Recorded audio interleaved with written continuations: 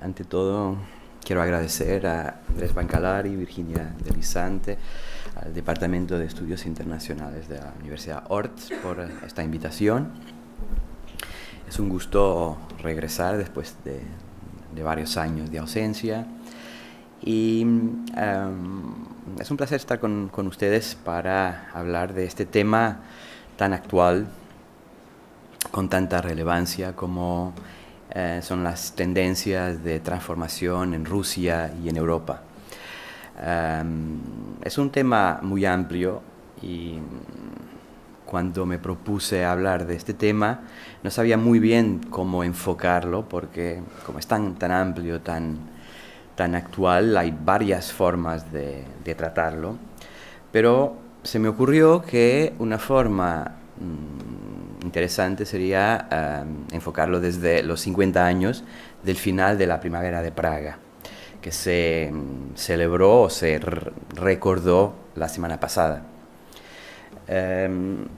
Esto que se conoce como la Primavera de Praga fue como la apertura del sistema comunista en Checoslovaquia, sobre todo en la parte final de los años 60 del siglo pasado, en 1968. Durante todo ese año hubo un conjunto de transformaciones políticas a partir de arriba, pero también presionadas por la población durante toda la década, y un conjunto de transformaciones que tenía como objetivo transformar el régimen, separar Checoslovaquia del campo comunista y construir un régimen socialista de rostro humano. Esta era básicamente el programa, el ideario de lo que se conoce como Primavera de Praga. Y en agosto, a finales de agosto de 1968, ese proceso fue interrumpido a través de la invasión militar de las fuerzas del Pacto de Varsovia, sobre todo de las fuerzas soviéticas que sacaron del poder a esos dirigentes que encabezaban las transformaciones de ese año. Durante toda esa década, la sociedad checa y eslovaca tuvo la oportunidad de expresarse de forma más libre, de desarrollar un conjunto de instituciones desde la sociedad civil, sobre todo un conjunto de teatros, de iniciativa privada, que iban contra un conjunto de principios vigentes en todos los países del bloque soviético. Así que, como suele pasar en estudios políticos, cada vez que se recuerda una fecha, eso sirve como pretexto, motivo, para repensar no solo ese tipo de proceso que pasó en esa época, pero qué tipo de herencia queda de lo que pasó. ¿Qué fue la Primavera de Praga? ¿Cómo se recuerda esa Primavera de Praga? ¿Y qué pasó en los 50 años que pasaron desde el final de la Primavera de Praga? Porque algo que es muy importante, ya no directamente en la Primavera de Praga, pero en el contexto del sistema internacional, fue la relación de Rusia, Unión Soviética, con Europa. Dejó muchas marcas, el final de ese proceso, la intervención militar, fue uno de los hechos importantes de la Guerra Fría, y eso marcó decisivamente la relación entre Occidente y el mundo soviético, entre Europa y Rusia. De tal forma que en los años siguientes, algunos autores checos, designadamente, desarrollaron un conjunto de ideas sobre la identidad europea, la identidad rusa, la identidad de Europa central en el contexto del conflicto entre esos dos bloques. Uno de los autores más importantes, pensadores, literatos de esta época, supongo que lo conocerán, se llama Milan Kundera, es más conocido como escritor, y desarrolló un conjunto de ideas sobre la identidad europea, sobre la identidad rusa, la relación entre las dos cosas, y vio en este hecho, el final de la primavera de Praga, la intervención militar, un rapto de Europa Central. Escribió un texto muy conocido a principios de los años 80 sobre el rapto de Europa Central, que fue publicado en una revista muy importante de New York Book Review, New York Times Book Review, algo así.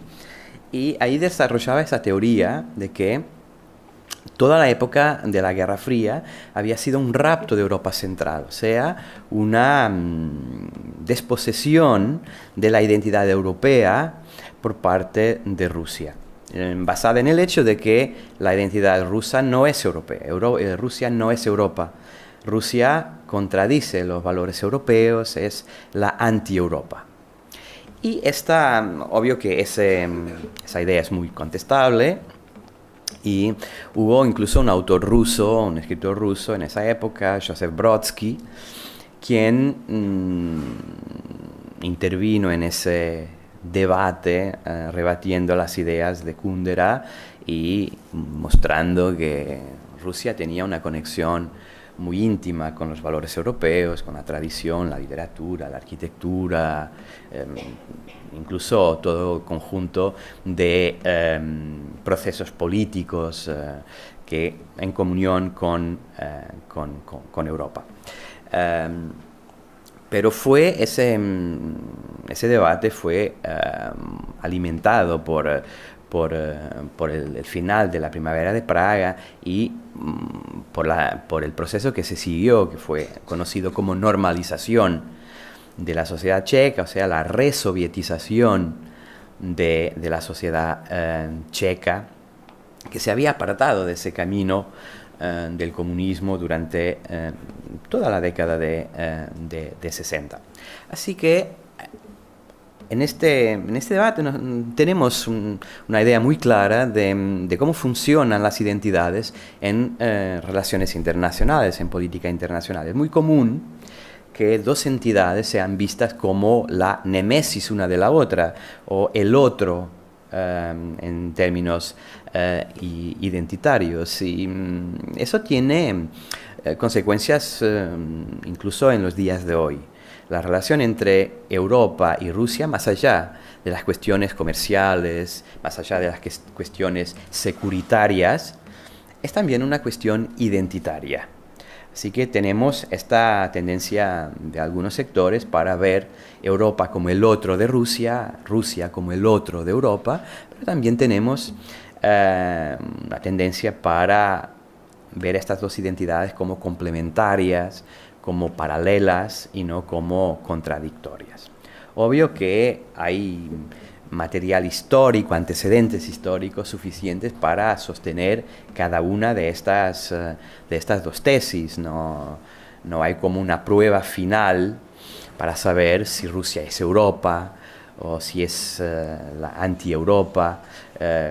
Depende mucho de la forma como veamos el proceso histórico, como veamos las transformaciones del sistema internacional y sobre todo cómo nos posicionemos hoy día sobre cómo se transforman los regímenes políticos en Europa, la integración europea, cara a lo que son los desarrollos de transformaciones, mejor dicho, del régimen ruso desde 1992. Pero es un tema, yo diría, tal vez no sea el tema más discutido hoy día cuando hablamos de Rusia y de Occidente, de Europa, pero es el debate que está en la base de la dificultad de relación entre Rusia y Europa desde finales de los años 90. En mi universidad yo dicto una materia sobre Rusia en la maestría. Se llama Rusia y espacios postsoviéticos. Así que es una materia que siempre me ha gustado, donde hago un poco una parte de mi investigación Y algo que me interesa mucho es ese proceso histórico de los años 90, todos los años 90 hasta la llegada al poder de Putin en 1999, porque es un proceso muy complejo de transformación de la antigua Unión Soviética, de relanzamiento del Estado ruso y de consolidación de un conjunto de tendencias y de instituciones que se consolidaron en los años 2000. Y todo ese proceso tiene como, digamos, auge la llegada de Putin al poder a finales de 1999. Los años 90 fueron años muy difíciles en Rusia. No solo por la pérdida de poder geopolítico, no solo porque se fragmentó el Estado soviético dando origen a 15 nuevos estados, pero porque fueron años de transformación del modo de producción, ¿no? de la economía rusa soviética, de desmantelamiento de un sistema centralizado y de construcción de un nuevo sistema que no se alteró tanto como se hubiera pensado. Son años de, digamos, transformación liberal, pero al final de los años 90 y entrando en los años 2000, el fenómeno fundamental en la transformación de la economía rusa siguió siendo la concentración de capital.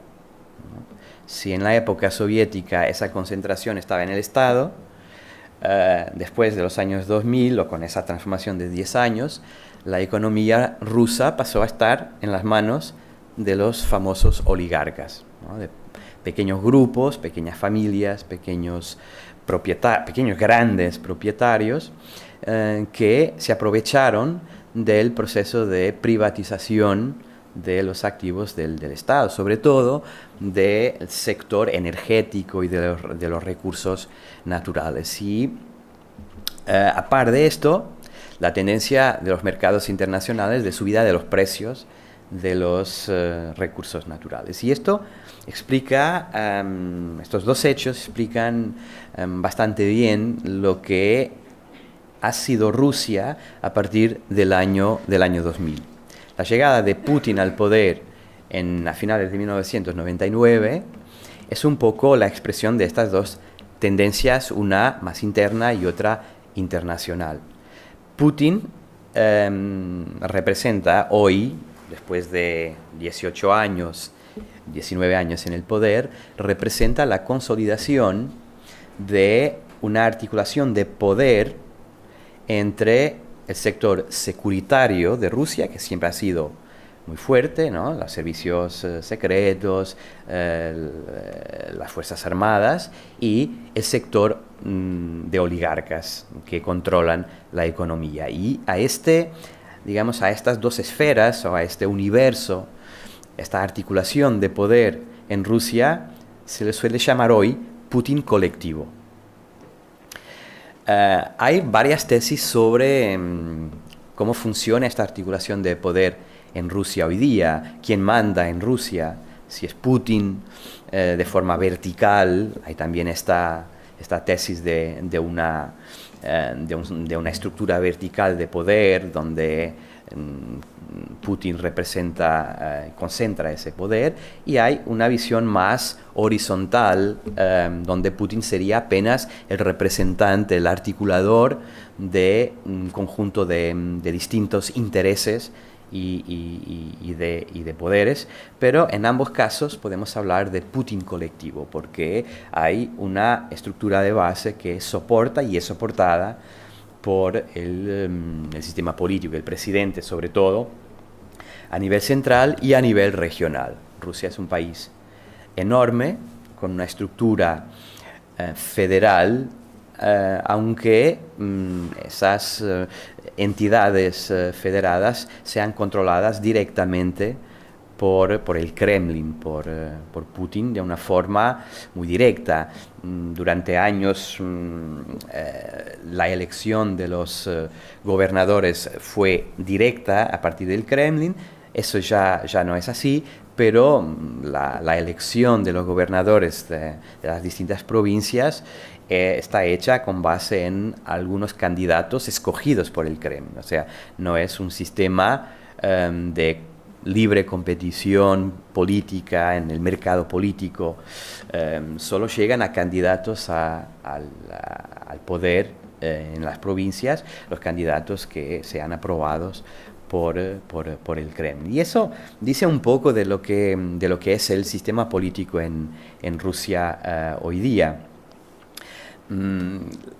Después de los años 90, en que declaradamente las autoridades rusas pretendían o fueron más o menos empujadas a mimetizar el sistema demoliberal occidental, después que Putin llega al poder, ese objetivo desapareció. O sea, fue asumido por el Kremlin, por el poder político ruso, que el objetivo de la transición de los años 90 no tendría que ser un sistema demoliberal como en Europa o como en Occidente.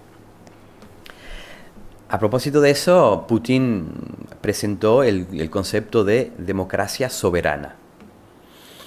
Este fue, digamos que el primer paso para desvincularse de lo que sería un modelo de sociedad y de sistema político exactamente como de acuerdo con la tradición occidental.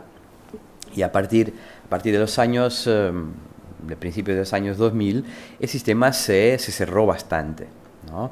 No solo en lo que tiene que ver con la competición política y con el sistema de partidos, pero también con lo que es la libertad de expresión en la sociedad y la libertad de asociación, que están muy controlados en los últimos años.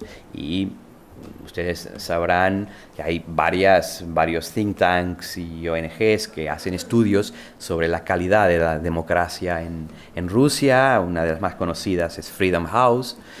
Bueno, sigue el modelo demoliberal, es cierto, pero de acuerdo con esos estudios, el régimen político en Rusia hoy día es un régimen autoritario, consolidado, ¿no?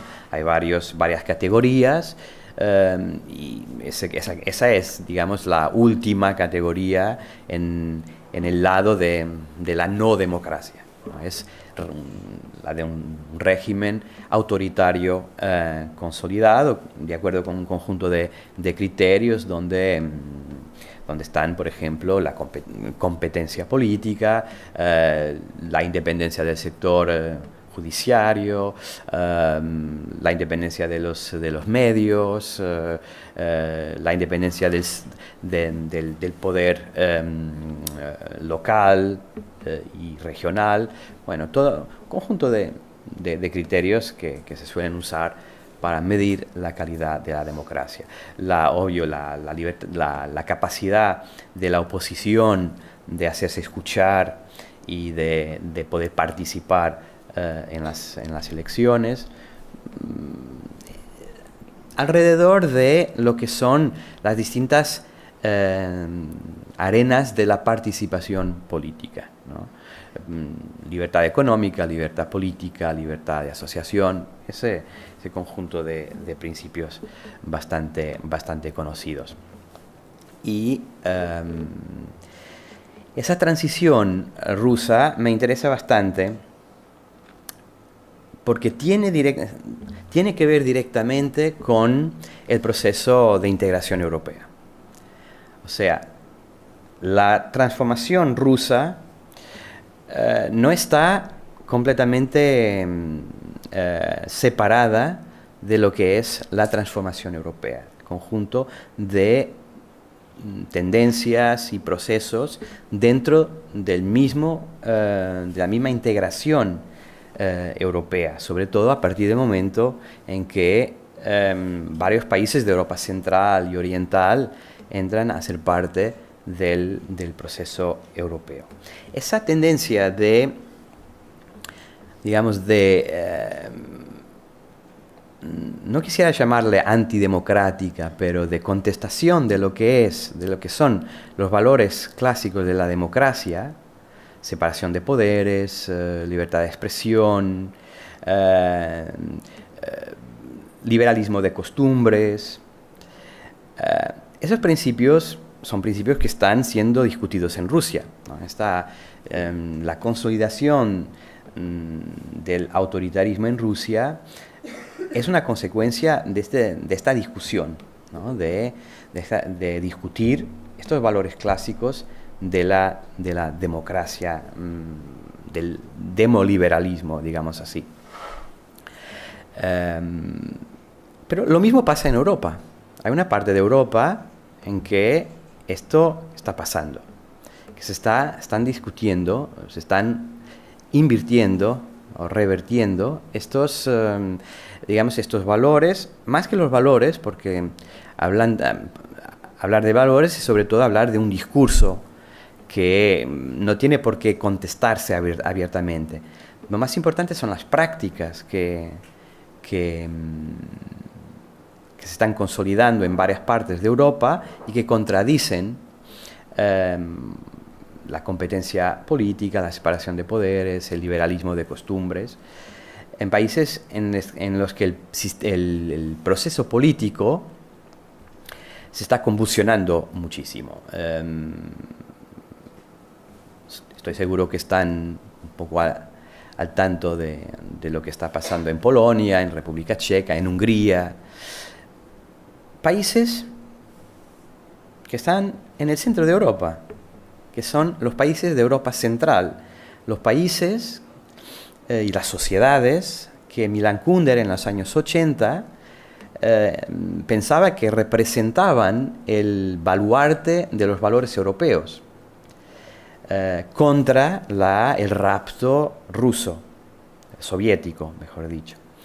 Así que, volviendo a lo que fue ese discurso, ese debate sobre los valores europeos, los valores rusos, asiáticos, como les llamaba Kundera, Europa Central representaba esa protección de una herencia europea contra una invasión de valores asiáticos, autocráticos y liberales, ¿no?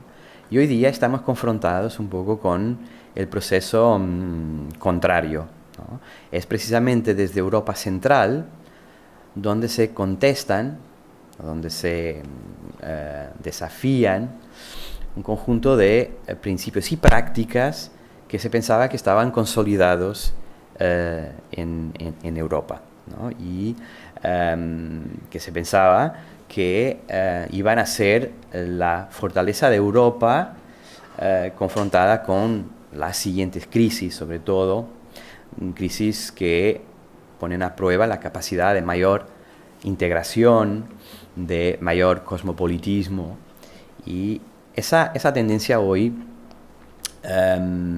es muy preocupante. Es muy preocupante por lo que ya les voy a decir enseguida.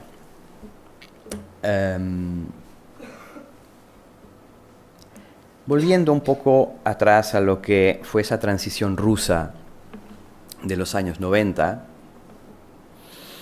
la llegada al poder de Putin no representa solamente esa consolidación de un régimen centralizado que, ojo, era importante porque durante todos los años 90 el Estado ruso se fragmentó muchísimo y un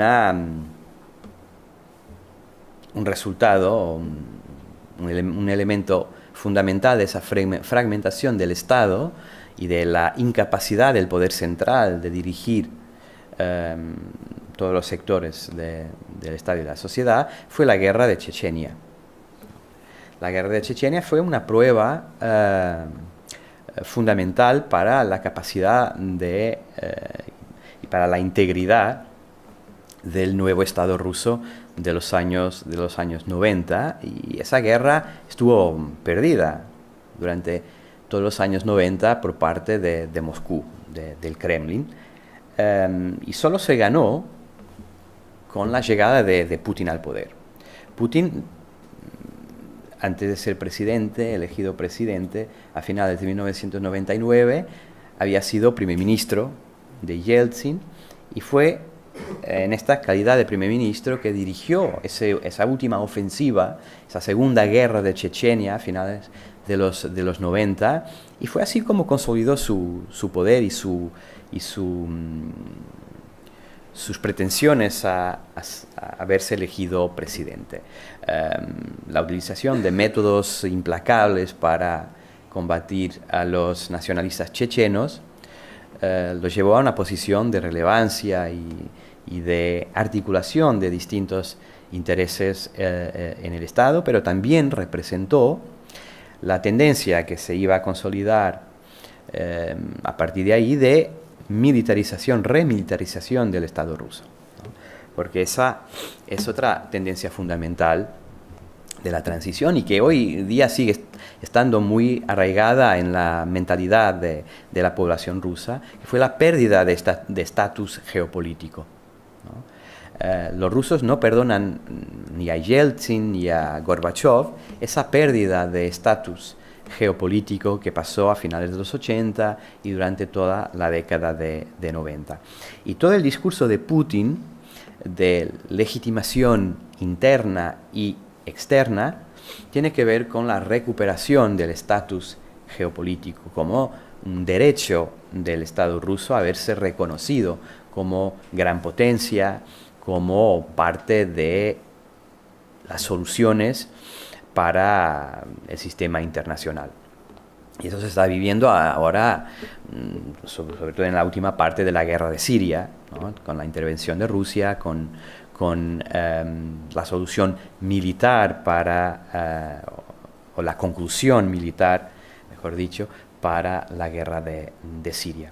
Y todo el discurso de Putin desde el año 2000 tiene que ver con esa recuperación y con una evaluación y recuperación geopolítica de la Unión Soviética.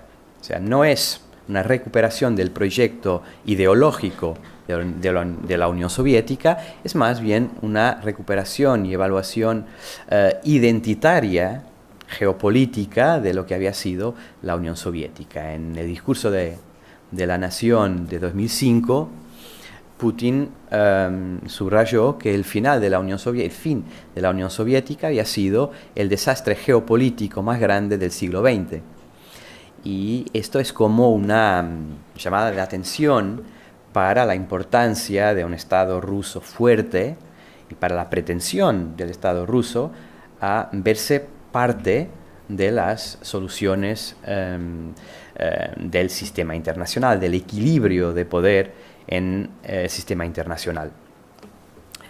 Y aquí entramos en lo que a mí me parece que es como el ideario genérico de Putin y del Kremlin a partir de los años 2000. Hacer de Rusia un elemento fundamental del equilibrio de poder en el sistema internacional, que había perdido durante la década de 90, a finales de los 80 ya también. Y esto tiene que ver un poco con la creencia, convicción de las autoridades rusas de que el sistema internacional funciona de modo realista, ¿no? O sea, es adoptar esa descripción del sistema internacional y utilizarlo para legitimar las pretensiones rusas.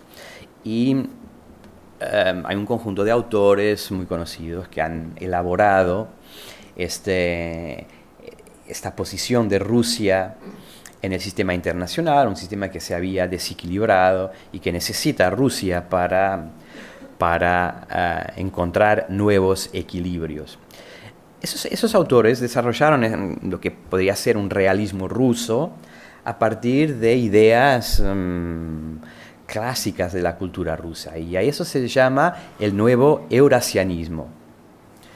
El eurasianismo es un conjunto de corrientes que vienen del siglo XIX, que se desarrollaron en el siglo XIX, pero con la llegada de Putin al poder hubo un círculo de ideólogos que buscó recuperar estas ideas eurasianistas y transformarlas en base ideológica de la nueva política exterior rusa. El más importante, más conocido, se llama Alexander Dugin y pueden encontrarlo fácilmente. Desarrolló también un conjunto de ideas políticas a las que llamó cuarta teoría política, como un poco la síntesis de un conjunto de grandes ideologías y sobre todo basada en la idea de que Rusia no es Europa, no es Asia, es una síntesis de Asia y de Europa, de Occidente y de Oriente, y con esto buscan justificar una política exterior rusa autónoma que no quede atrapada en las prioridades americanas o europeas, como lo había estado durante los años 90, ¿no? O sea, estas ideas y estas prácticas de política exterior rusa tienen mucho que ver con el resentimiento de lo que había sido no solo la pérdida de estatus geopolítico en los años 90, pero la pérdida de autonomía para fijar una política exterior de acuerdo con los intereses rusos del Estado ruso, ¿no? Y por lo tanto una dependencia ya no solo de Estados Unidos y de Europa, pero de las instituciones creadas por el Occidente para gestionar la economía internacional, el FMI, el Banco Mundial, la OMC, o sea, dependencia de las reglas del juego occidental. Eso tendrán que haberlo estudiado ya. Empieza a contestarse aún antes de la llegada de Putin al poder, ya con la guerra de Bosnia y después más concretamente con el problema de Kosovo, donde Rusia empieza a buscar un posicionamiento independiente face a Occidente, a contrabalanzar lo que eran las pretensiones occidentales de intervención y de resolución de esos problemas, y Rusia ahí se pone al lado de sus aliados tradicionales y busca reposicionarse de acuerdo con valores e intereses tradicionales del Estado ruso.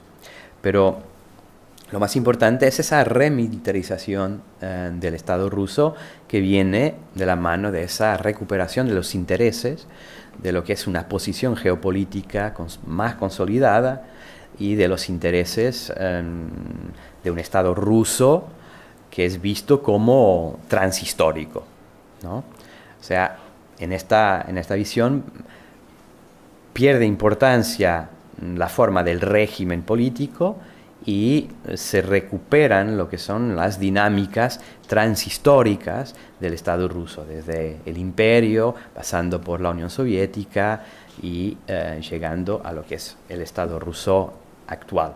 Esa remilitarización es un poco un instrumento de otra tendencia rusa transhistórica, que es muy reconocible a historiadores que buscan subrayar esa característica, que es el patrimonialismo, ¿no? Y lo que hoy día se llama neopatrimonialismo ruso, como tendencia del poder ruso de hacerse dueño de todo lo que existe en el Estado, ¿no? De las personas, de los bienes, de los recursos.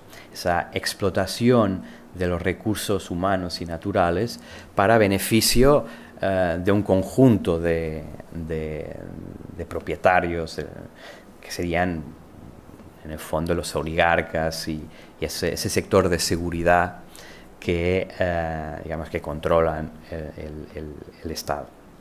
Así que estos últimos 10 años en Rusia se ha visto esa consolidación de una integración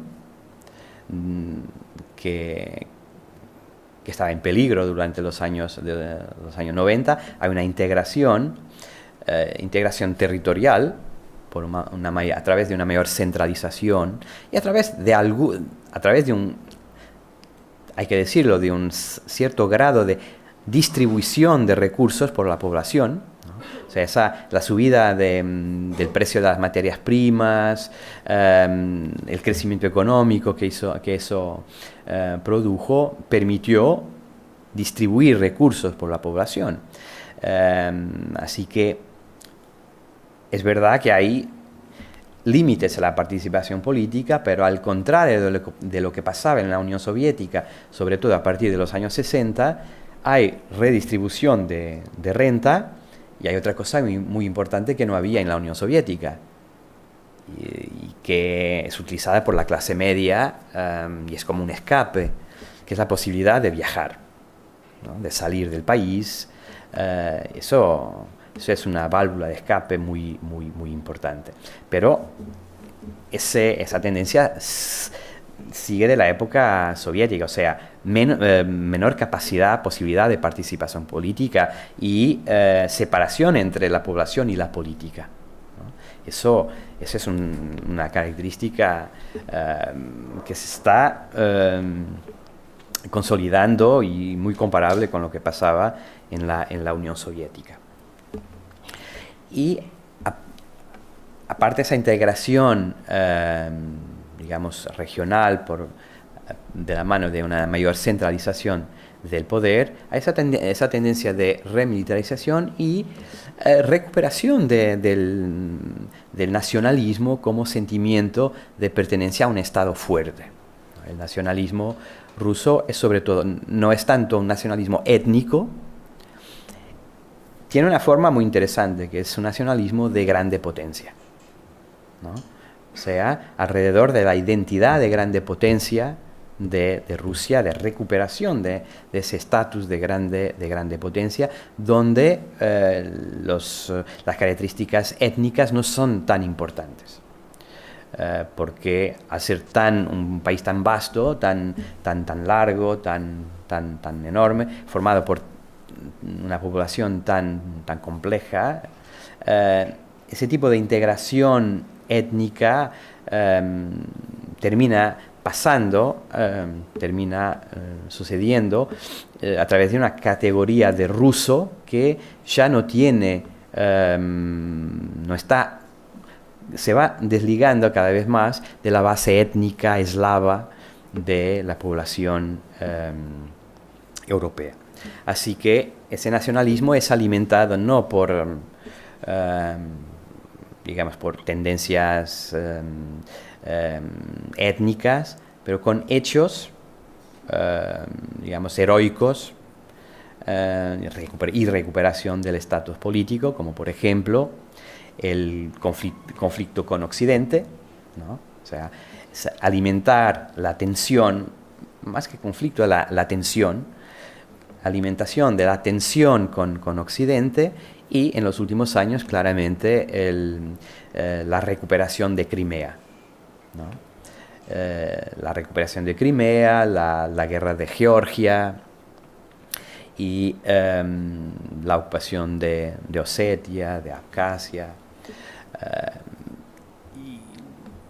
y la consolidación de lo que desde el principio de los años 90 fue teorizado como el extranjero cercano, ¿no? O sea, mantener dentro de la esfera de interés, dentro de ese backyard, todo el espacio que había pertenecido a la Unión Soviética y al que hoy se llama espacio postsoviético, ¿no? O sea, reclamar ese espacio ya no para la soberanía formal, pero para la manutención de intereses, para la actuación de seguridad, para la reorganización política y económica que Rusia quiere hacer y está haciendo un poco a la imagen de las organizaciones de integración europeas y sudamericanas.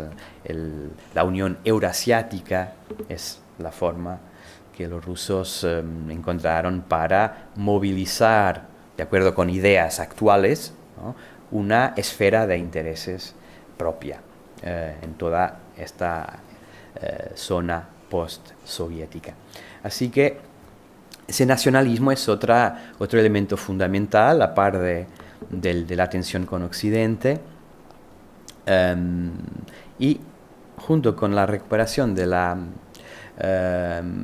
estatus geopolítico, sirve sobre todo para una cosa fundamental, que es la manutención del régimen de Putin, ¿no?, de este Putin colectivo. O sea, yo creo que la razón última, ahí obvio que la integración rusa es en sí misma un valor, es en sí mismo un interés, digamos, de la sociedad, pero este conjunto de tendencias que se están consolidando desde el año 2000 están dependientes del régimen de Putin, o sea, y de los intereses que se mueven en ese grupo más o menos restricto de personas y de sus negocios, de sus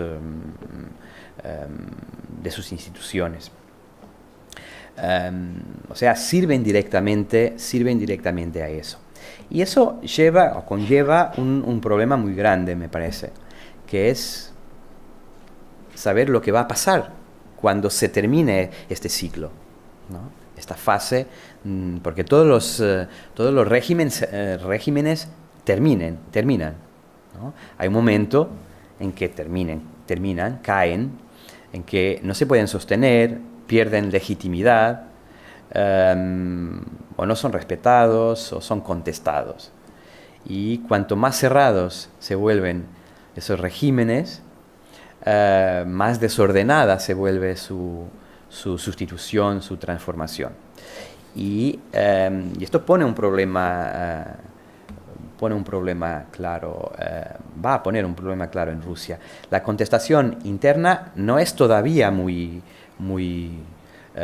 representativa, aunque con ciclos de crisis económica eso se ve más, ¿no? Cada vez que hay la profundización de una crisis económica en Rusia, la oposición gana adeptos, las manifestaciones se suceden y, obvio, hay pequeños grupos de oposición que van ganando espacio en la sociedad.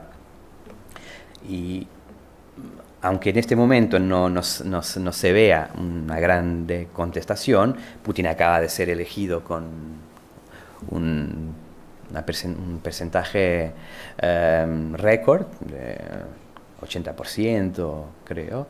Eso no quiere decir mucho, ¿no? Porque la relación de los rusos con la política, como está pasando en otros lugares, no es algo que sea exclusivo de Rusia, pero en Rusia eso se ve muy bien. La relación de los rusos con la política es una relación muy cínica. Yo diría hoy la relación de las personas con la política es muy cínica, ¿no?, y muy pragmática, y eso puede llevar a muchas cosas, ¿no?, a una indiferencia completa, pero puede llevar también a una movilización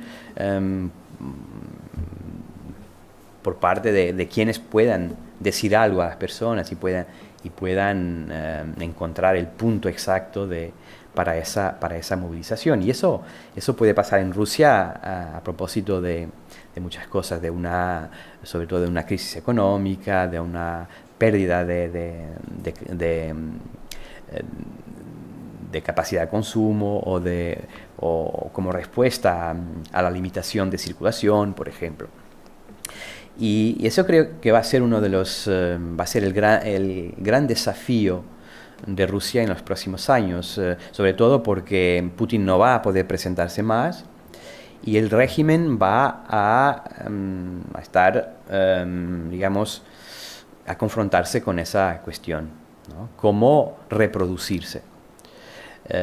Y en ese cambio de ciclo puede haber oportunidad para contestarlo y para transformarlo por dentro o desde afuera, pero algo va a pasar en los próximos años, porque Putin ha dicho ya que no quiere presentarse más.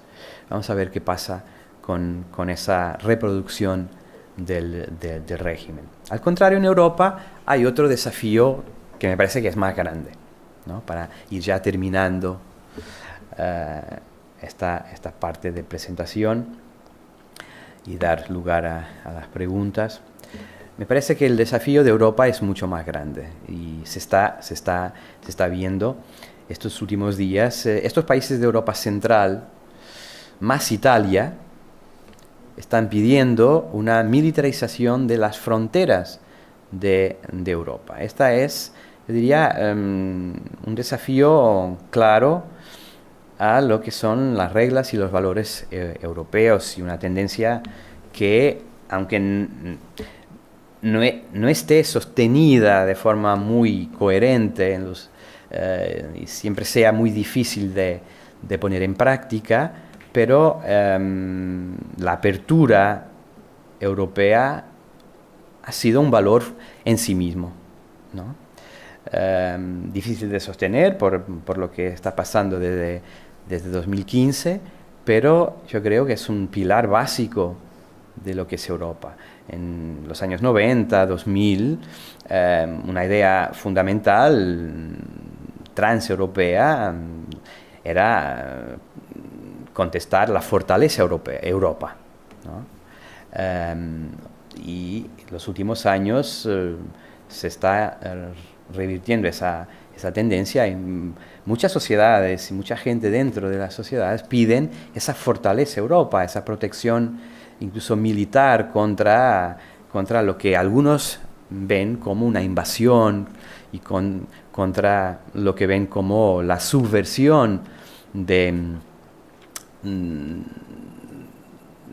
la identidad europea por poblaciones que vienen de afuera y van a destruir Europa. Más de lo que se piensa, esta idea está cundiendo en algunas sociedades, sobre todo esas más cerradas y esas que de Europa Central y del Este, esas que tienen una historia de invasión, de cambio de fronteras, de guerra permanente y de identidad más inestable, ¿no? No quiero justificar esta mentalidad, una mentalidad de encerramiento y de desafío, pero es verdad que esas sociedades de Europa Central y del Este tienen una historia permanente de inestabilidad identitaria, ¿no? Y buscan esa consolidación de su identidad a partir de valores muy tradicionales, muy tradicionalistas, muy conservadores, pero están en ese proceso. Y el desafío en este momento en Europa es cómo seguir con una integración entre sociedades que tienen dinámicas muy distintas. Ya no dinámicas económicas, porque ahí, mal o bien, hay algún consenso, pero son dinámicas identitarias muy, muy distintas. Hay sociedades más abiertas a lo que es el cosmopolitismo, a una miscigenación, a la necesidad de apertura, y hay otras que están en un proceso de consolidación interna y de encerramiento en esos valores más tradicionales y que contestan, como decía hace poco, un conjunto de valores que parecían arraigados, como la separación de poderes, la libertad de expresión, de asociación y ese liberalismo de costumbres. O sea, ese modelo ruso es un poco lo que se ve en países como Polonia, Hungría, República Checa, Eslovaquia. Son países más pequeños, menos conocidos, pero en el contexto europeo están poniendo bastantes problemas a lo que son las directivas europeas y hay una contestación muy clara dentro de Europa sobre lo que tendrían que hacer esos países y cómo tendrían que evolucionar. Así que después de años de crisis económica que parecía, y financiera, que parecía como el reto, el desafío más grande en Europa y que podría incluso poner en causa esa integración, los últimos años, desde 2015, lo que se llama la crisis migratoria en Europa, parece aún más grave desde el punto de vista del proyecto europeo, porque promete poner en causa consensos más básicos todavía. Ya no solo sobre el papel de la moneda, sobre el Banco Central, sobre tasas de interés que sirven o no sirven a todo el espacio, pero prometen poner un desafío a algo más básico que es el modelo de sociedad y la circulación, libre circulación en Europa, que es la base del proyecto europeo. Así que este conjunto de transformaciones en Europa y en Rusia son paralelos y se condicionan uno a otro. Y así que hay mucho de Europa como el otro de Rusia, mucho de Rusia como el otro de Europa, pero hay una influencia muy grande en lo que pasa en ambos lados de Europa. Y para comprender las dinámicas de transformación de uno, hay que comprender las dinámicas de transformación en el otro, no ver esos dos mundos como mundos independientes, autónomos y sin nada que ver uno con el otro. Les doy las gracias por este momento y las preguntas que tengan ahora vamos a intentar contestarlas. Gracias. Mi primera pregunta, para después pasar al resto, es siguiendo esa lógica de Kundera de que durante los años de la Guerra Fría la Unión Soviética secuestra a Europa Central y viendo la reacción que los países de Europa Central demuestran ahora sobre determinados temas, podríamos hablar hasta de un síndrome de Estocolmo por parte de los países de Europa Central, ¿no? Es decir, tantos años secuestrado que finalmente adopto y me encariño con los valores que tuvo mi captor durante todos esos años. ¿Cuál va a ser la estrategia de esta Europa que pasa por un momento tan complejo y tan desunida, ¿no? La pienso visualmente, el Brexit tirando de un lado, Italia que empieza a tirar del otro, para poder rescatar efectivamente a Europa Central y acercarla a los valores europeos tradicionales que todos nosotros conocemos y que bueno, también forman parte de nuestra tradición, en todo caso como uruguayo. ¿Cuál es la estrategia en los próximos 10, 15 años? Porque claramente algo hay que hacer. Yo creo que no hay estrategia, como con lo que pasa. Con muchas cosas que pasan en Europa no hay estrategia y en muchas cosas no puede haberla, porque sobre todo en esta materia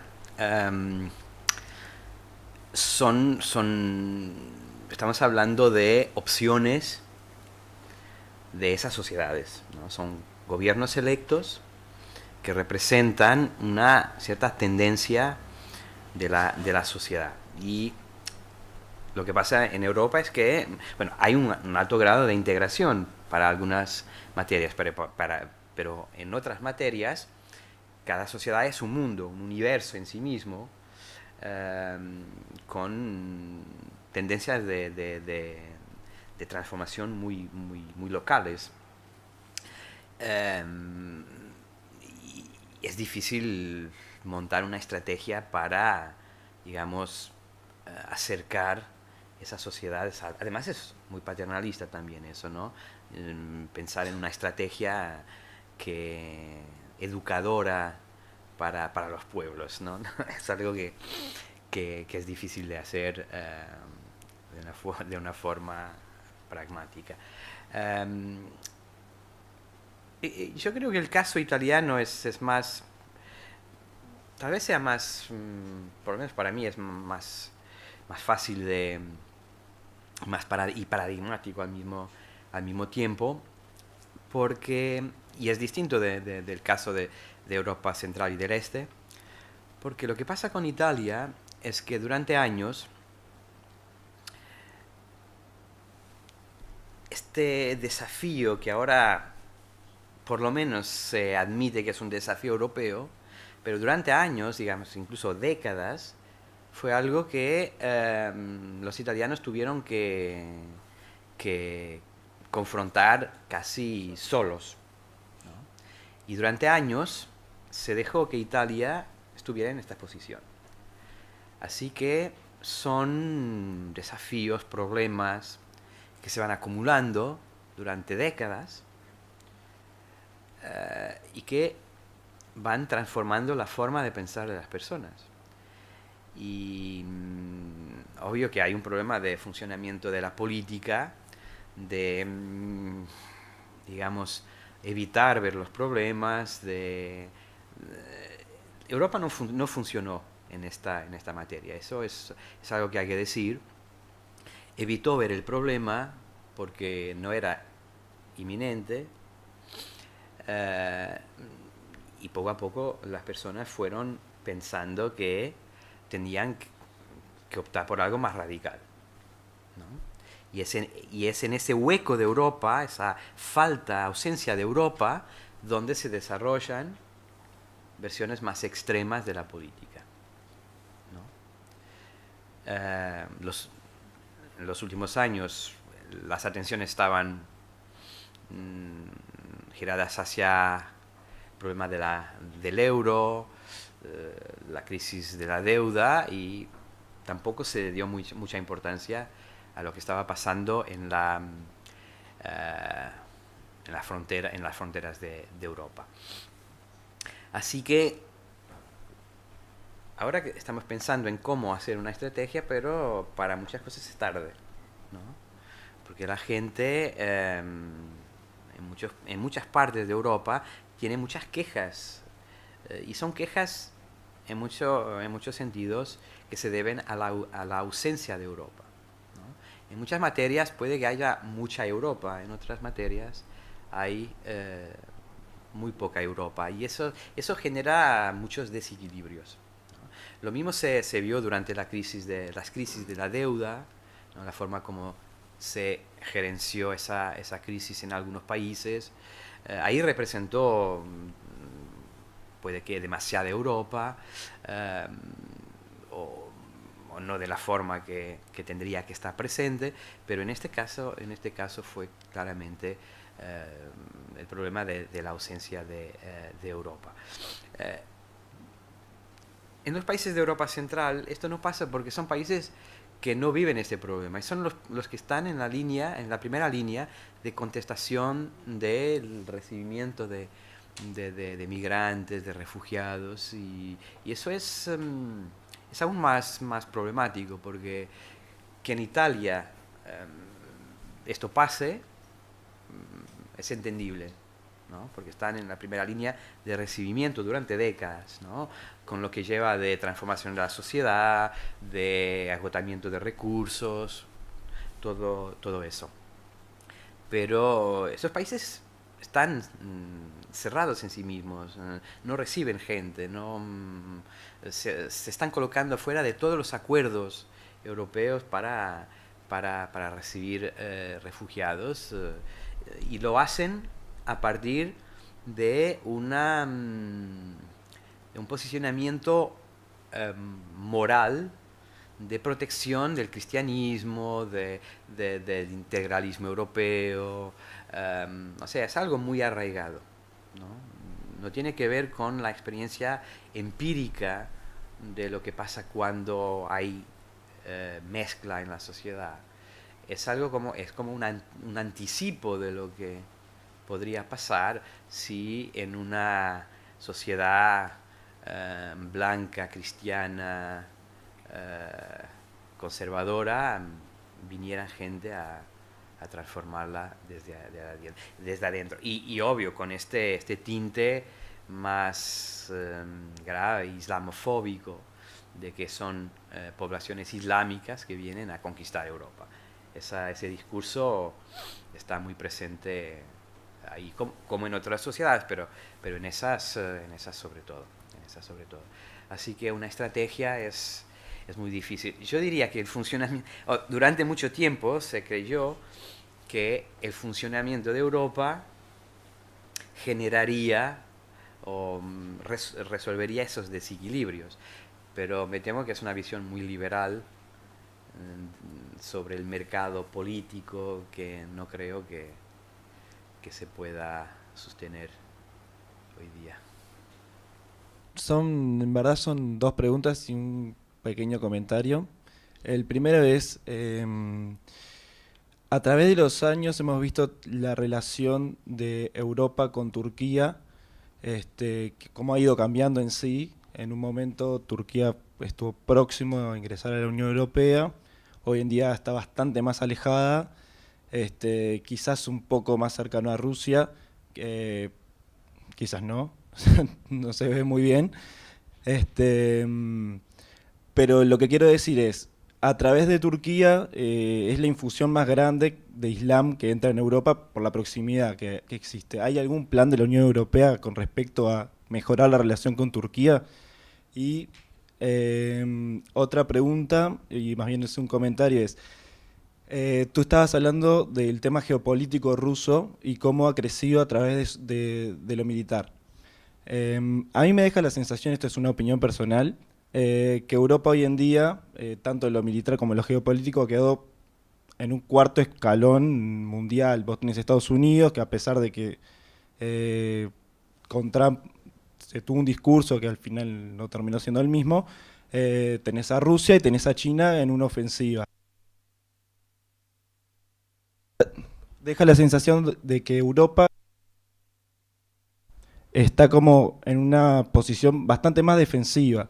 Y lo que yo quiero preguntar es al respecto de esto. ¿Crees que con los nacionalismos o lo que plantea el nacionalismo, el nacionalismo europeo, ¿no? Este tipo de posición podría llegar a cambiar de una Europa defensiva a una Europa más ofensiva? Bueno, la pregunta de Turquía primero.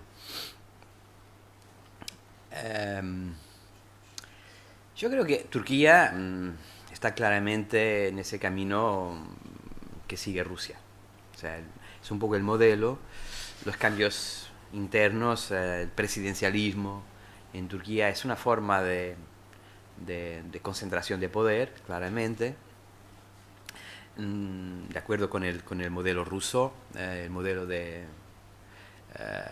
es Putin, claramente, y la recentralización que hizo en estos últimos años.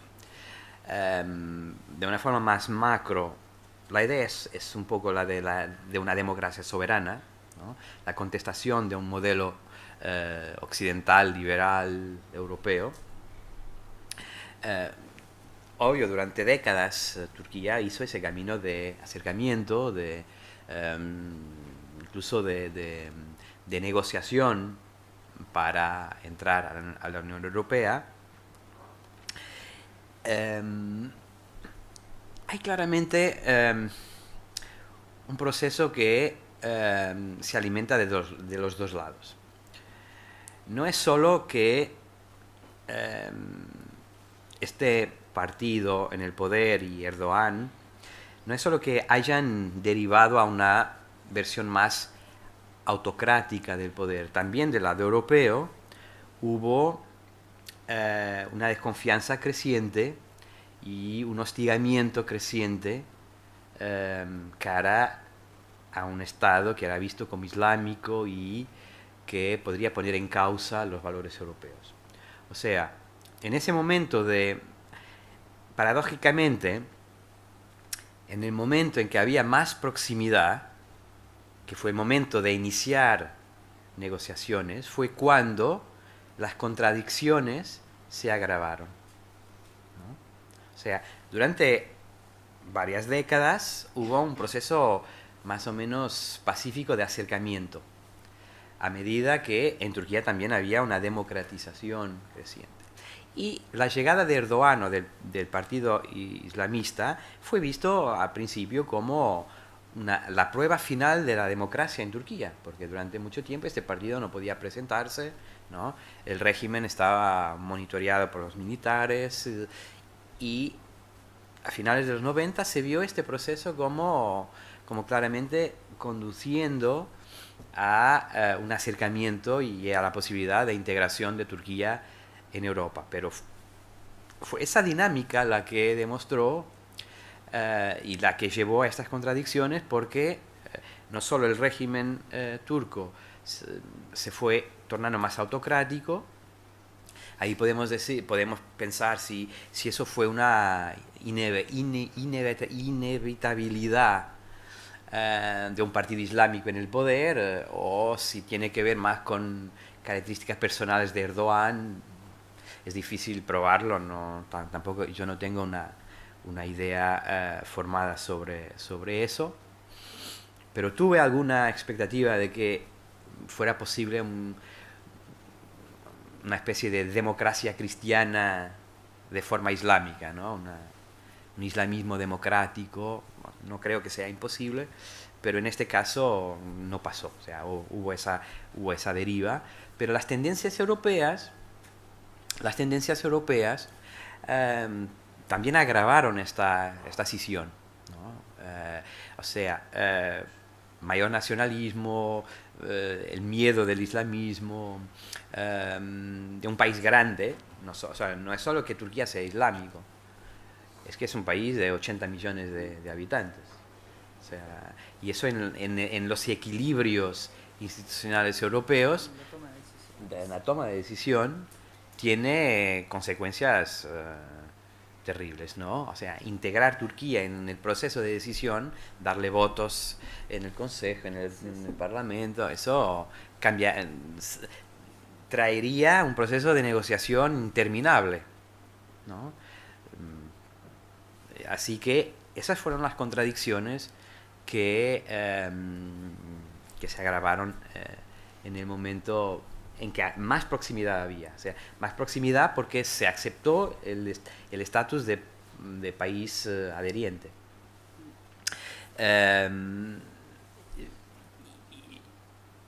Y creo que esas contradicciones le sirvieron a Erdogan para seguir una vía libre.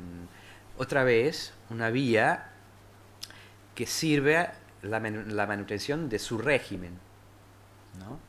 También como en Rusia, agravar esas tensiones, y eso se ha visto en el último año, agravar tensiones con el exterior es una forma de consolidar el poder interno, ¿no? El régimen, el conjunto de intereses que están consolidados. Y hoy día creo que no hay plan ni no hay opción. No creo que haya un acercamiento a Rusia. Bueno, lo hay en este sentido más realista, ¿no? O sea, estamos otra vez en lo mismo. Es otro dirigente, otro actor internacional, para hablar de reforma sistémica, que actúa de acuerdo con una visión realista de las relaciones internacionales, ¿no? Que cree que eso existe. O sea, eso que nos parece un acercamiento es una forma de razonamiento de ese actor que busca sus intereses y sus alianzas en ese momento, ¿no? O sea, no es un acercamiento en el modelo que veíamos en las últimas décadas. Es más bien una posición oportunística para sacar lo máximo de provecho en ese momento, en esa cuestión, porque tampoco es que sea muy coherente, ¿no? Después cuando se trata de la guerra de Siria ya no hay tanto acercamiento como estamos viendo ahora. La siguiente cuestión del militarismo.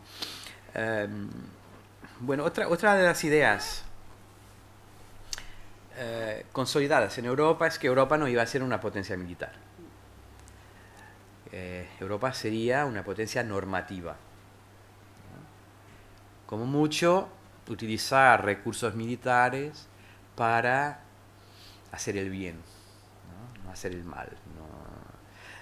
Tareas humanitarias, gestión de crisis, resolución de crisis.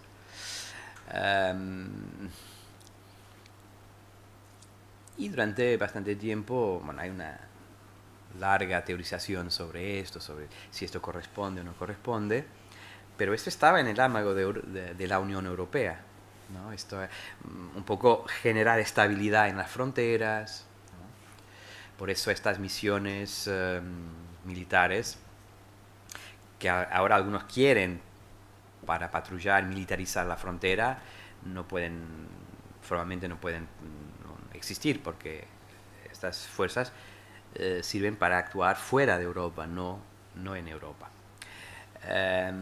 Lo que pasa es que hay una contradicción y una tensión muy grande en lo que es el complejo militar europeo, que es la relación con la OTAN. Y en los últimos años, no es una cosa de Trump, es una cosa de los últimos años, hay una presión grande de Estados Unidos para aumentar el gasto militar en Europa. Trump, obvio que lo está exigiendo de forma más vocal, de una forma más agresiva, y lo consiguió. O sea, ese militarismo europeo va a pasar, porque hay el compromiso de gastar hasta el 4% de renta en el área, en el campo militar.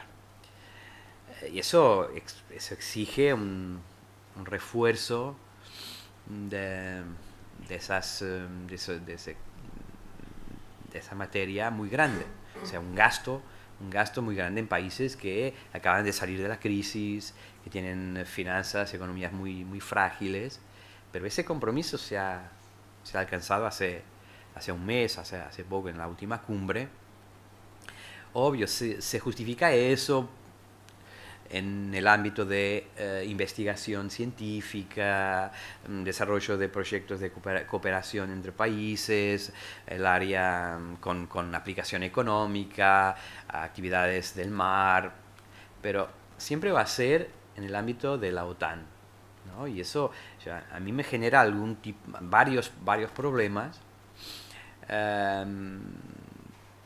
porque, bueno, lo veo un poco como la forma de profundizar los intereses del complejo industrial militar norteamericano, justificar intervenciones militares de la OTAN. Puede pasar todo eso, ¿no? Sabemos que ha pasado, y ese aumento de gasto, que es bastante grande, puede ser el doble incluso, ¿no?, de lo que están gastando ahora varios países europeos, puede llevar a procesos bastante graves en términos de desequilibrio del sistema internacional. Así que lo que se pensaba de Europa, o sea, no es tanto el nacionalismo, o sea, no es que no estoy pensando, porque eso no parece tan presente en este momento, no es que un régimen nacionalista vaya a volverse militar para protegerse de otros. Eso puede pasar a la larga, obvio, ¿no? Eso está estudiado y puede pasar. Es otro peligro de este aumento de gasto militar, ¿no? Estamos hablando de un aumento de gasto militar en una alianza que funcionó durante 50, 60 años de forma pacífica, obvio, de integración, de cooperación transatlántica, pero en un escenario de desintegración europea con regímenes más nacionalistas, autoritarios, cerrados, que se militarizan. Eso puede ser explosivo también, ¿no? Pero en un primer momento estamos hablando de una tendencia europea a llevar a cabo misiones humanitarias, ¿no? Pasar de eso a una intervención más activa, de acuerdo con criterios desconocidos, de forma militar en el sistema internacional. O sea, eso es un cambio grande en Europa y en el mundo. Pues en este tema de OTAN y de Comunidad Europea, yo creo que igualmente en Europa de Este, OTAN todavía tiene mejor imagen que en la Comunidad Europea, porque se ve como algo positivo, una protección contra Rusia, incluso hay poco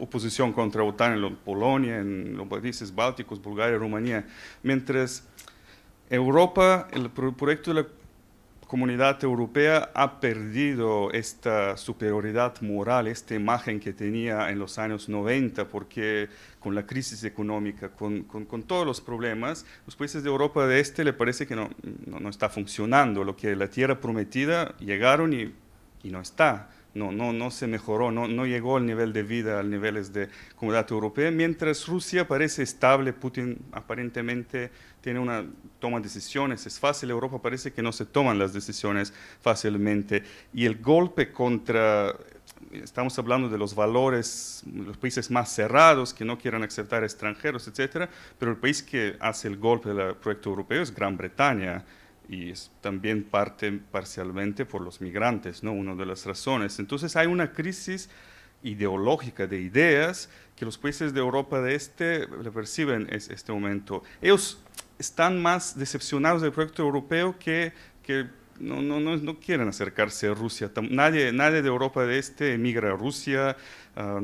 Los corruptos no envían su dinero en los bancos rusos, sino en los bancos occidentales. Los hijos estudian en el occidente, pero ven más el modelo centralizado como más eficiente que el europeo.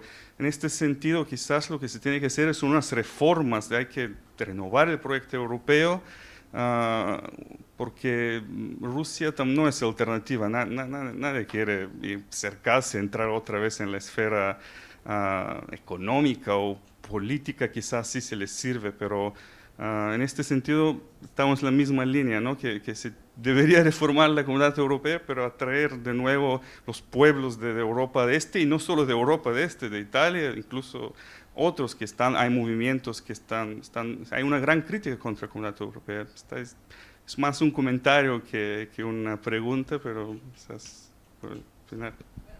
En realidad no hay un modelo ruso. Lo que yo decía que es un modelo ruso es más una contestación cara a lo que son valores y prácticas demoliberales, un modelo más centralizador, y eso tiene varias caras, ¿no? La tiene en Rusia, en Turquía, tiene en Europa de Este.